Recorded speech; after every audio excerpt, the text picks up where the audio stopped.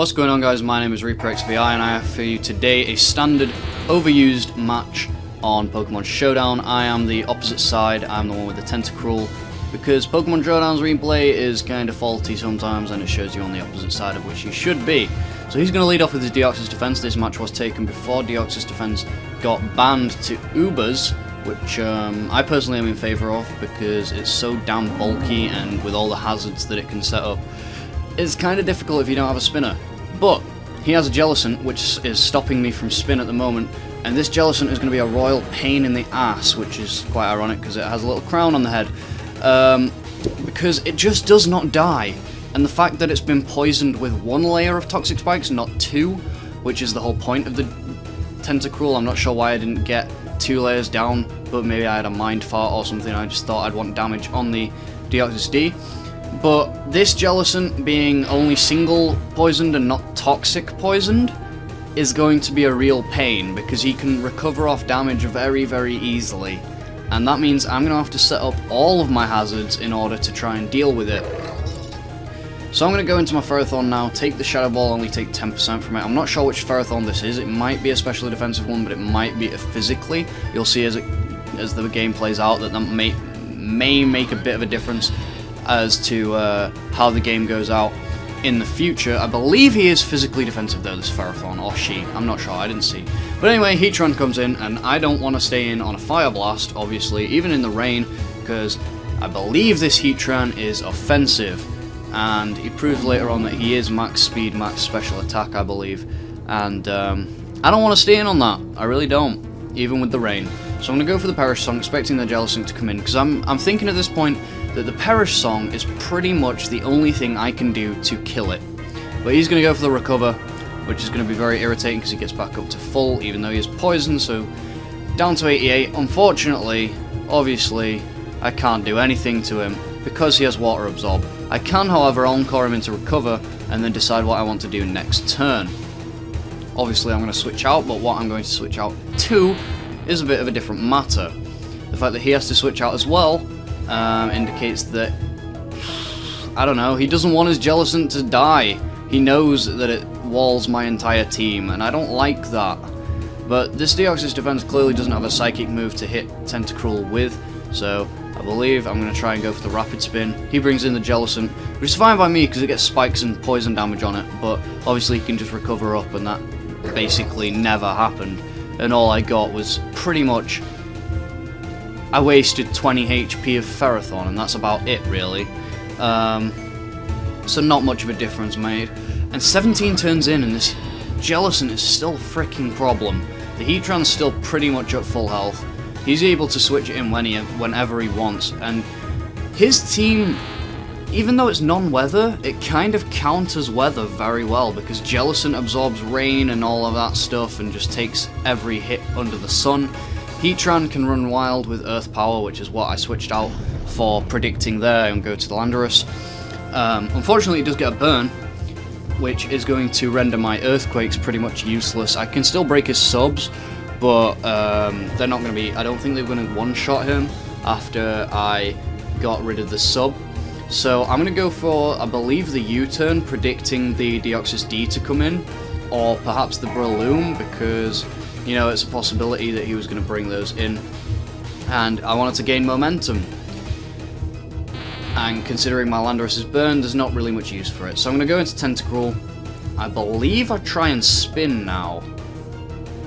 I do think I try and spin. I don't think I try and get another layer of Toxic Spikes. I try and spin, and he brings in Jellicent, obviously spin bottling me, and that's really freaking annoying because now he can get up to 90. With Poison, he's going to be on 78, I believe, and Politoed's just going to come in and try to Encore him, I believe, or maybe just Perish Song him. Oh, he's on 84 after lefties. Yeah, I'm going to Perish Song him because I had this idea that if I waited till next turn, when I can Perish in 2, I believe, I had this idea that I could then switch out freely and then get a hit on whatever he wants to bring in. But he saw this coming and he switched out on the Perish in 2 at the same time, so unfortunately that means my momentum doesn't really pay off here. He goes into his DOD just to sack it, I guess, which I guess pretty good play really just to scout, but maybe he could have kept his DOD for a fodder later on and just kept his Gelatin in for now. All the time throughout the battle he didn't reveal his Salamence or his Breloom or his Landorus until he absolutely needed to. For example, when this Gelatin dies. So I think I'm going to go for the Leech Seed here on the Heatran, I am. And then I'm going to switch out into my Landorus to try and get some Lefty recovery, since the Heatran's burn on the Landorus is going to be wearing it down a lot. I believe I am going to fodder off my Landorus when he misses a Fire Blast, which actually proves to be quite important, because then I'm able to get up my Stealth Rocks. No, I just go for the Earthquake here, it hits the Breloom, and then I'm able to go for the Stealth Rocks because I outspeed, because I think I'm EV'd just enough to outspeed Breloom. I'm not sure if Landorus does outspeed Breloom like naturally without any speed investment, but he takes me out with a Bullet Seed after I fodder my Landorus to get rocks. So now my hazards are looking pretty on the field. He only has Stealth Rock, which to be honest I'm not too fussed about, and he's going to bring in his Jellicent, which is going to take a butt ton from the hazards, and my Scizor are going to be able to take 27% from it.